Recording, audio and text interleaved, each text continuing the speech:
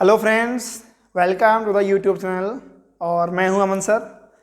और दोस्तों, आज हमारा लेक्चर नंबर 2 है। हम लोग मैट्रिक्स के बारे में बात कर रहे थे। लेक्चर 1 में हम लोगों ने मैट्रिक्स के बारे में क्या बात की थी, आपको याद होगा। हम लोगों ने मैट्रिक्स के बारे में बात ये की थी कि पहले हम लोगों ने मैट्रिक्स के बारे में जाना कि मैट्रिक्स क्या होती है। उसके बाद हम लोगों ने क्या किया था, उसके बाद हम लोगों ने ये देखा था कि मैट्रिक्स फॉर्म कैसे होती है। आप सब ये जानते हो कि मैट्रिक्स में रो और कॉलम होते हैं ना। और मैट्रिक्स बनती कैसे है, यही मैंने आपको बताया था। ठीक है, चलिए आज उसी का एग्जांपल लेते हैं। और देखिए बच्चों, मैंने बताया था कि कोई भी मैट्रिक्स जो है वो किस टाइप की होती है, A I J. A I जे में क्या होता है, आई जो होता है वो नंबर ऑफ रोज, मतलब रो की संख्या, पंक्ति की संख्या। जे क्या होता है, नंबर ऑफ कॉलम्स, मतलब कॉलम्स की संख्या। हम लिखते हैं यहाँ पे आई ग्रेटर और equal to 1 but less than और इक्वल टू m। और जे क्या होता है बेटा, greater equal to 1 less equal to n, यही होता है। अगर हम इसको एक्सपेंड करके लिखना चाहें तो हम लिख सकते हैं इसको a11 a12 dot dot a1n, a21 a22 dot dot a2n, और लास्ट में am1 am2 और amn। ये कर सकते हैं। किसी भी मैट्रिक्स को हम इस फॉर्म में लिखें चाहे इस फॉर्म में लिखें, बात एक ही होती है। अब मैट्रिक्स का फॉर्मेशन कैसे होता है ये मैं आपको बताऊंगा। ठीक है, चलिए देखते हैं कि मैट्रिक्स का फॉर्मेशन कैसे होता है। मैंने आपको एक क्वेश्चन करा भी दिया था, आज मैं आपको एक क्वेश्चन और कराने वाला हूं। चलिए, तो इसका जरा आप स्क्रीनशॉट ले लें। अब मैं यहाँ पे एक क्वेश्चन लिख रहा हूं और उससे मैट्रिक्स का फॉर्मेशन करूंगा। देखिए कैसे। एग्जाम्पल, एक 3x3 कोड के अवयव का निर्माण कीजिए जिसमें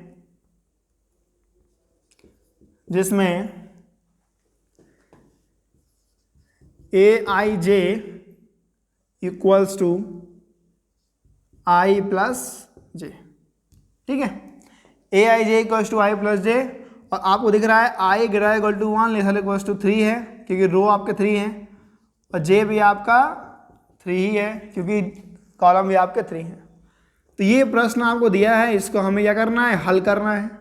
तो कह रहा है जो मैट्रिक्स है वो 3x3 की होना चाहिए। तो पहली बात तो 3x3 के मैट्रिक्स को हम कैसे लिखेंगे, a11 a12 a13 a21 a22 a23 a31 a32 and a33। ये हमारी 3x3 की क्या है, एक मैट्रिक्स है। अब हम a11 a12 a13 a21 a22 a23 और a31 a32 a33 इन एलिमेंट्स को हम जब हम फाइंड कर लेंगे तो हमारा क्या बन जाएगा, मैट्रिक्स मिल जाएगा। अब मिलिए a11 से ए आई जे क्या है, आई प्लस जे, मतलब आई यहाँ पे जे यहाँ पे, दोनों को जोड़ना है। तो आएगा 1 + 1 मतलब 2। a12 मतलब होता है 1 + 2। देखो मैंने इजी ले लिया इसीलिए है, ताकि आपको दिक्कत ना हो। a21 2 + 1 a22 2 + 2 और a23 2 + 3। इसके बाद a31 3 + 1 4 a32 3 + 2 मतलब 5 एंड a33 क्या आ जाएगा, 3 + 3 मतलब 6। ये आ गया। अब सारे एलिमेंट मिल गए तो हम क्या लिखेंगे, अतः a equals to A I जे। आप यहाँ पे ब्रैकेट में कर लो इसको, बल्कि ये तो हमने ये क्या कि ये आपका a11 है, ये a12 है, ये a13 है, ये a21 है, ये a22 है, ये a23 है, a31 a32 एंड a33। ये आपका बन जाएगा क्या, A11 कितना है 2, ये 3, ये 4, 3 4 5 4 5 6, ये हमारी 3x3 की मैट्रिक्स बन गई। ठीक है ना, ऐसे हम इस मैट्रिक्स को फॉर्म करते हैं। तो जल्दी से आप इसका स्क्रीनशॉट लें, तो हम आगे बात करते हैं।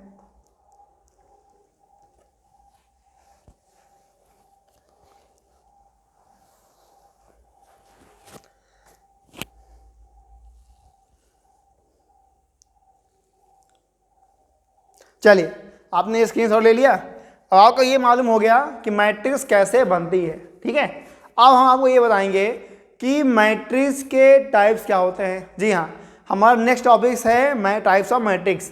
देखिए, मैंने आपको शुरुआत में ही फ्लो चार्ट बनाया था, तो उस फ्लो चार्ट के हिसाब से हम पढ़ेंगे। तो नेक्स्ट टॉपिक हमारा क्या है, टाइप्स ऑफ मैट्रिक्स। चलिए उसकी बात करते हैं कि मैट्रिक्स के कितने टाइप्स होते हैं।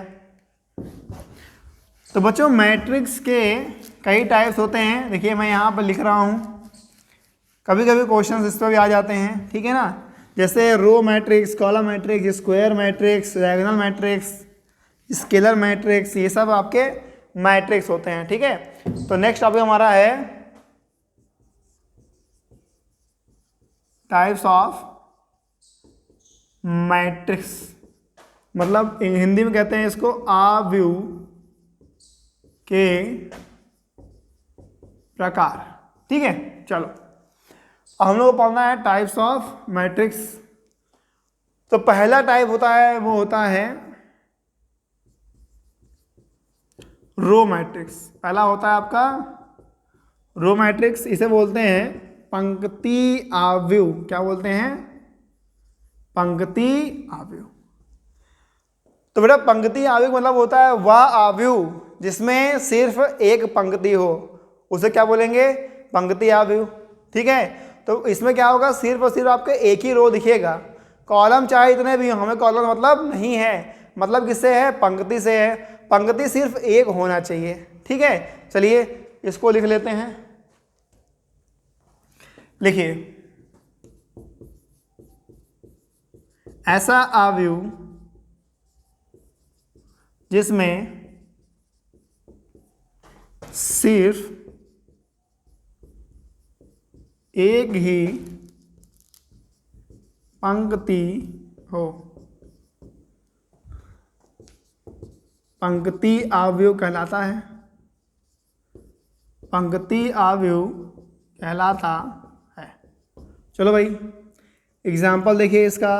एग्जाम्पल इसका है ए, मान लो आपका 2 3 4, इसमें एक ही रो है ना। एक और ले लो मैट्रिक्स 4 9 8, ये सब क्या है, पंक्ति मैट्रिक्स। चलो सेकंड देखो, स्तंभ sorry column matrix, column matrix, Hindi में इसका नाम है स्तंभ आव्यूह। चलो, स्तंभ आव्यूह का भी सेम कॉन्सेप्ट है, मतलब वह आव्यूह जिसमें सिर्फ क्या होते हैं, एक स्तंभ होते हैं, उन्हें क्या बोलते हैं, स्तंभ आव्यूह कहते हैं। लिखिए, वह आव्यूह जिसमें सिर्फ एक ही स्तंभ होते हैं, स्तंभ आव्यूह कहलाते हैं। स्तंभ आव्यूह कहलाते हैं। एग्जाम्पल 4 6 8, ठीक है। एक और एग्जाम्पल 9 2 1। चलो, तो ये दो एग्जाम्पल हैं, दो प्रकार हो गए। जल्दी से आप इनका स्क्रीनशॉट लें, फिर हम लोग आगे बढ़ते हैं।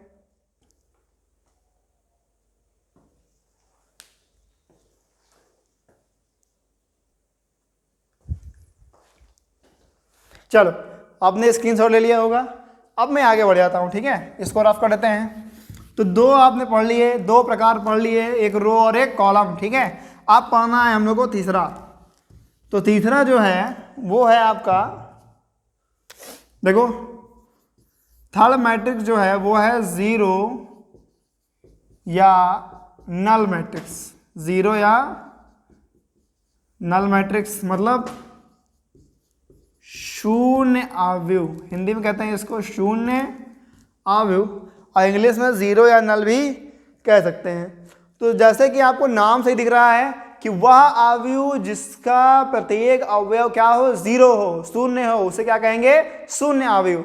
चलिए इसी बात को हम लिखते हैं, वह अवयव जिसका प्रत्येक अवयव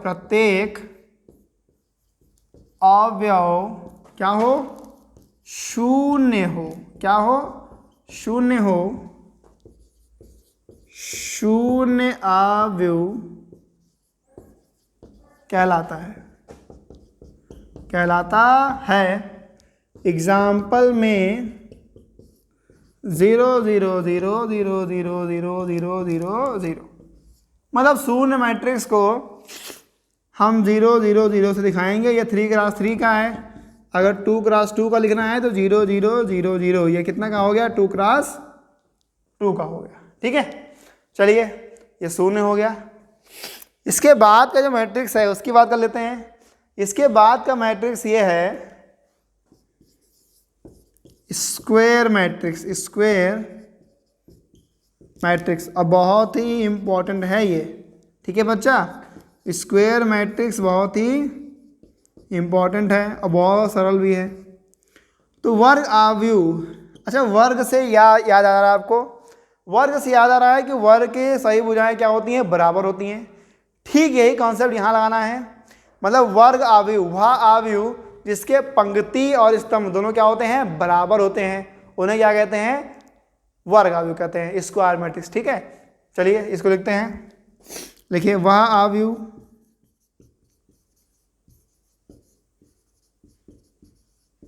जिसके पंक्ति तथा स्तंभ समान होते हैं,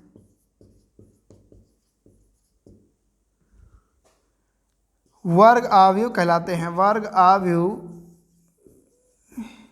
कहलाते हैं। जैसे मान लीजिए 2 क्रॉस 2 का, 3 क्रॉस 3 का अवयव, 4 क्रॉस 4 का अवयव, ये सारे क्या अवयव हैं, ये सारे अवयव कैसे हैं, वर्ग अवयव, स्क्वायर मैट्रिक्स। ठीक है, मतलब जिसके रो और कॉलम बराबर दिखे बस वो क्या कहलाता है, स्क्वायर मैट्रिक्स। तो स्क्वायर मैट्रिक्स के बारे में कुछ और जान लेते हैं। तो स्क्वायर मैट्रिक्स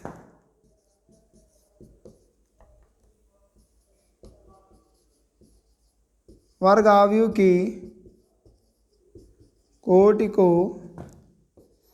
n स्क्वायर भी कहा जाता है। एन स्क्वायर मतलब होता है कि n आपका रो है और n कॉलम है, तो दोनों का इंटू करें क्या आएगा, n स्क्वायर आएगा। तो चाहे तो आप n क्रॉस n लिखो या फिर n स्क्वायर लिखो, बात एक ही है। ठीक है बच्चों, चलिए जल्दी से इसका भी आप स्क्रीनशॉट लो।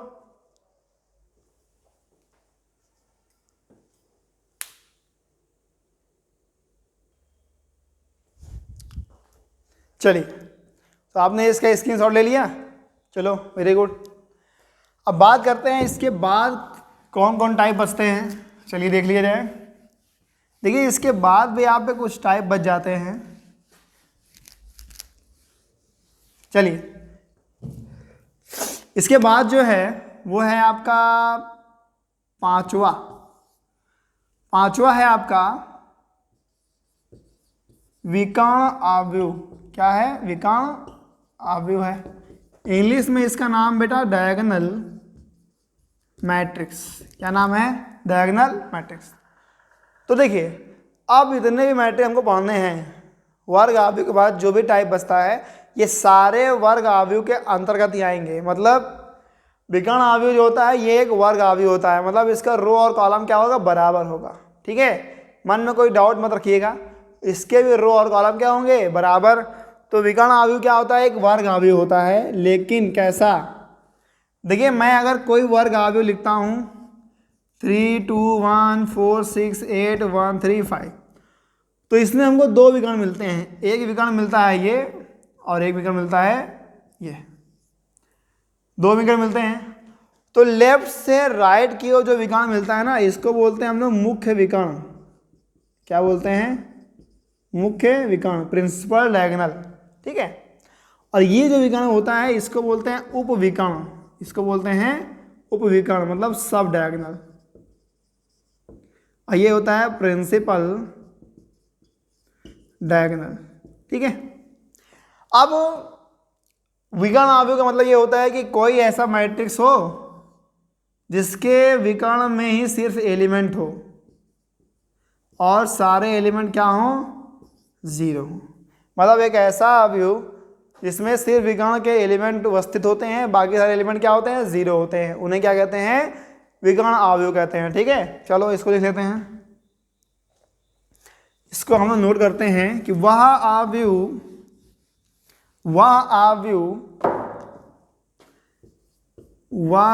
वर्ग अवयव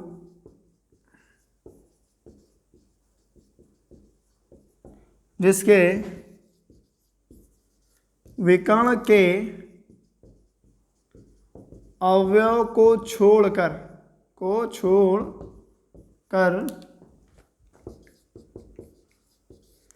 बाकी सभी अवयव शून्य होते हैं। क्या होते हैं? शून्य होते हैं,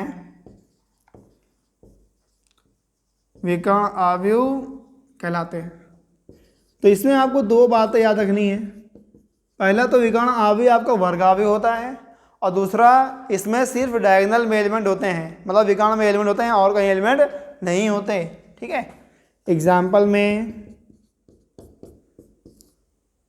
अगर हम 3 क्रॉस 3 का बनाएं तो आपका 0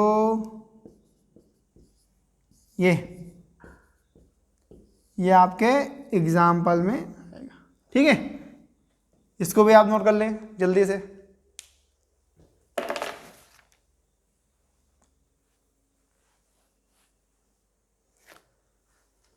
इसके बाद बात करते हैं बच्चा, विकर्ण तो हो गया, अब बात करते हैं अदिश अवयव की। अदिश मतलब इसके बाद का जो अवयव है वो है आपका अदिश अवयव, ठीक है। छठा अदिश अवयव। अदिश अवयव मतलब होता है स्केलर मैट्रिक्स। देखो अदिश अवयव क्या आता है? ये भी एक क्या है? वर्ग अवयव है। कैसा है? वर्ग अवयव है। ये ऐसा वर्ग अवयव होता है, ये ऐसा वर्ग अवयव होता है जिसके विकर्ण के सभी एलिमेंट आपस में बराबर होते हैं और बाकी जो अवयव बचे हुए वो सब जीरो होते हैं। कहने का मतलब ये है, हम इसको ऐसे भी कह सकते हैं कि ये एक विकर्ण अवयव है जिसके विकर्ण के प्रत्येक अवयव समान होते हैं, बाकी सभी अवयव क्या होते हैं? जीरो होते हैं। एग्जाम्पल की बात की जाए तो ये 2 0 0 0 2 0 0 0 2, तो इसके विकर्ण के देखो सारे एलिमेंट क्या हैं? बराबर हैं, और बाकी सारे एलिमेंट क्या हैं? जीरो हैं। तो अगर ऐसा मैट्रिक्स बन जाए जिसके सभी एलिमेंट क्या हों? बराबर हों विकर्ण के, और बाकी एलिमेंट क्या हों? जीरो हों, तो उसे क्या बोलेंगे? अदिश अवयव बोलेंगे, ठीक है। चलो इसको लिखते हैं, लिखो वह विकर्ण अवयव जिसके विकर्ण के सभी अवयव समान होते हैं अदिश अवयव कहलाते हैं। क्या कहलाते हैं? अदिश अवयव कहलाते हैं। एग्जाम्पल लिया जाए, इसका मतलब ये देखो, इसका मतलब अर्थात हम इसको ये भी कह सकते हैं कि हमारे पास कोई मैट्रिक्स ए आई जे है, ए आई जे में जो विकर्ण के एलिमेंट हैं वो क्या होंगे, बराबर होंगे। ठीक है ना, विकर्ण के एलिमेंट क्या होंगे, बराबर होंगे। ये के होगा जब i बराबर j है, और 0 होगा जब i not equal to j है। मतलब अगर विकर्ण के एलिमेंट, ये विकर्ण के एलिमेंट है i j, अगर दोनों बराबर हो गए, दोनों बराबर हो गए तो k आएगा। k मतलब कोई कांस्टेंट है, और दोनों बराबर नहीं है तो 0 आएगा। जैसे एग्जांपल की बात की जाए तो मैं यहाँ पे एक 3x3 का मैट्रिक्स ले रहा हूँ कोई भी। तो पहला वाला i बराबर j होता है, a बराबर होता है, तो यहाँ पे k आएगा। ठीक है, k मतलब कोई नंबर, अब बाकी सारे क्या होंगे, 0। ये तो आप इसको भी नोट कर लें, इसका अभी आप स्क्रीनशॉट लें।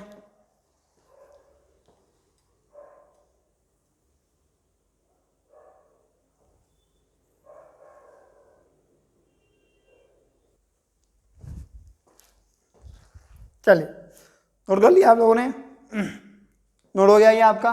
चलिए अब बात करते हैं, एक और लास्ट बचा हुआ है।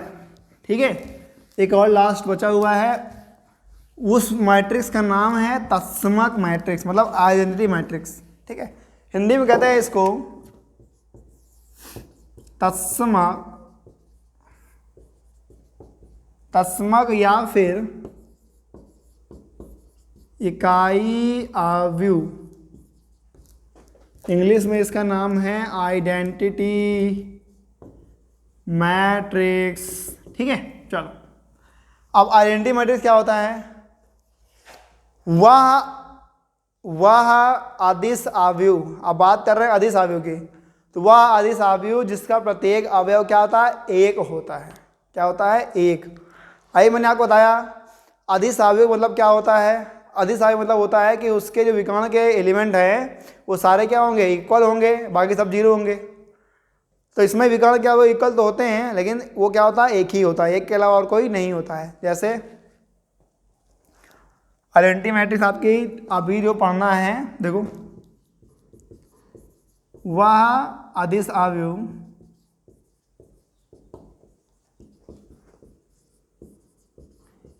जिसके विकर्ण का अवयव एक हो, तत्समक आव्यूह कहलाता है। ठीक है, चलो ये भी है। जैसे एग्जांपल में 1 0 0 1, ये 2x2 का है, और इसको आप याद भी कर लीजिएगा कि कहीं भी 2x2 का पूछेगा तो 1 0 0 1 ही आएगा। ये 3x3 का है। इसके अलावा आपके एग्जाम में 4x4 का नहीं आएगा। ठीक है, केवल आपके एग्जाम में 2 ही है, 2x2 और 3x3, 4x4 का नहीं है। तो सिलेबस में इसके बाहर नहीं आने वाला है, केवल इन 2 को आपको याद रखना है। अगर वो 2x2 का बोलेगा तो आप लिखेंगे 1 0 0 1, और अगर 3x3 के बोलता है तो 1 0 0 0 1 0 और 0 0 1। ठीक है, चलो तो ये भी आपको आ गया, इसका भी आप स्क्रीनशॉट ले लें।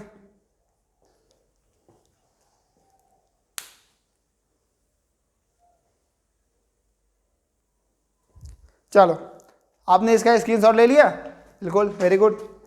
अब बात करते हैं, तो हमारा जो टाइप्स ऑफ मैट्रिक्स है ये क्या हो गया, खत्म हो गया। ठीक है, इतने ही टाइप हैं, इन सभी को आपको याद कर लेना है, बिल्कुल। अब बात करते हैं किसकी, अब बात करते हैं हम लोग equality of two matrix, equality of two matrix. ठीक है, या फिर इक्वालिटी ऑफ लिखो केवल मैट्रिसेस,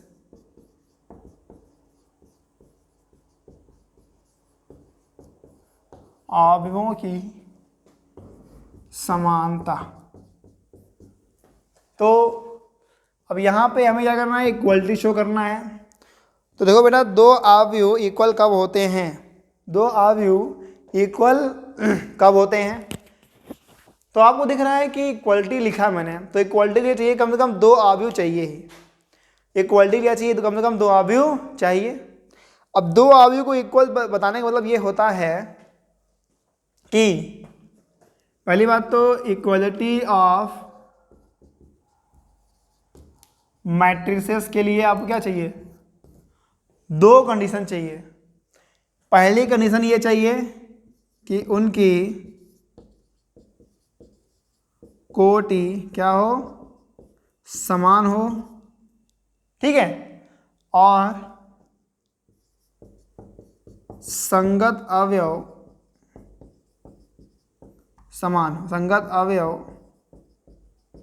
क्या हो, समान हो। मतलब किसी भी मैट्रिक्स की इक्वलिटी के लिए दो चीज़ चाहिए। पहला ये चाहिए कि उनकी जो कोटि होनी चाहिए क्या होनी चाहिए, समान होनी चाहिए। दूसरा ये है कि संगत अवयव क्या होना चाहिए, समान होना चाहिए। तो कोटि मतलब ये होता है कि मान लो हमारे पास एग्जाम्पल में देखो, मैं एग्जाम्पल यहाँ दे रहा हूँ। मान लो हमारे पास एक मैट्रिक्स है 2 4 3 6, ये 2 क्रॉस 2 की है। तो और बी हमारे पास है 2 1 4 6 9 8, ये है। तो पूछ रहा है क्या ये दोनों समान हैं, तो देखो बेटा ये दोनों समान नहीं हैं। देखो A is not equals to B, क्यों, चूंकि कोटि समान नहीं है, ठीक है, कोटि समान नहीं है। चलो अब यहाँ क्या लिखा है, संगत अवयव समान है, तो कोटि समान होगी तब ये इक्वल होंगे। अगर मान लो कोटि समान होती है तब ये जो दूसरा पॉइंट लिखा है संगत अवयव समान होना चाहिए, ये क्या है। यहाँ देखिए, जैसे मान लीजिए हमारे पास एक मैट्रिक्स है 2 4 9 3, थोड़ा बड़ा वाला लिख दूँ। एक मैट्रिक्स हमारे पास 2 4 9 3, एक और मैट्रिक्स हमारे पास 6 8 4 9। तो ये दोनों मैट्रिक्स बराबर है, आपकी बात बराबर है, तो इनके संगत अवयव आपस में बराबर होंगे। संगत मतलब होता है कि ये इसके इक्वल, ये इसके इक्वल, ये इसके इक्वल और ये इसके इक्वल, ठीक है। इसे बोलते हैं संगत अवयव क्या है, बराबर हैं। समझ में आ गया आपको ये। देखिए इस पर क्वेश्चन कैसे आता है एग्जाम में। क्वेश्चन में आपको जरा इसको आप नोट कर लो तो मैं क्वेश्चन लिखवाऊं, ठीक।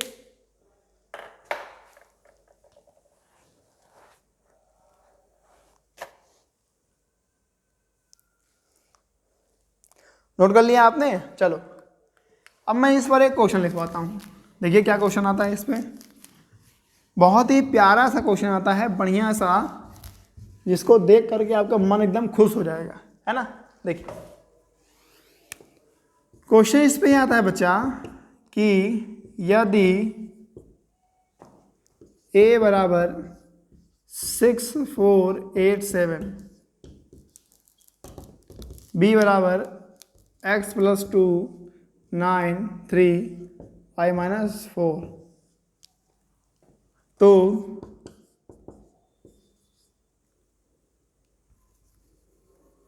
ए दिया है, बी दिया है, आगे लिखिए दो समान अवयव हों तो x तथा y का मान ज्ञात कीजिए। ये क्वेश्चन आता है ऐसे। तो ऐसे क्वेश्चन में क्या करेंगे बच्चा, देखिए दो मैट्रिक्स दी गई है ए बी 6 4 8 7, दूसरा आपको दिया गया है x प्लस 2 9 3 y माइनस 4। इन दोनों मैट्रिक्स में क्या है, दोनों बराबर हैं, तो दोनों अगर बराबर है तो इनके संगत अवयव क्या होंगे, आपस में बराबर होंगे। हमें किसका मान निकालना है, x और y का, तो x वाला इसके बराबर कर दो। मतलब देखो लिखेंगे, चूंकि a बराबर क्या है, b है,